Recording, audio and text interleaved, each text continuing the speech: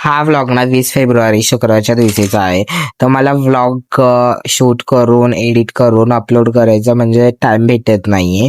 कारण की सकाळी 8 ते 4 माझं कॉलेज, त्यामध्ये माझे लेक्चर पण स्टार्ट झाले आहेत, सर्वच आहे. तर कॉलेजमध्ये शिवजयंती 2026 महाराजांच्या जयंतीनिमित्त एक कार्यक्रम होता. तोच मग त्यासाठी मस्त अशी कॉलेजच्या स्पेस होता, तिथे रांगोळी काढलेली. त्यानंतर मी टेरेसवरती आलो.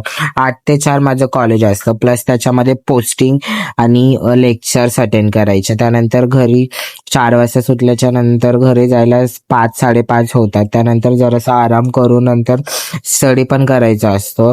त्याच्यातून थोडाफार वेळ भेटला की मी जो व्लॉग शूट केलेला असतो तो एडिट करतो, अपलोड करतो.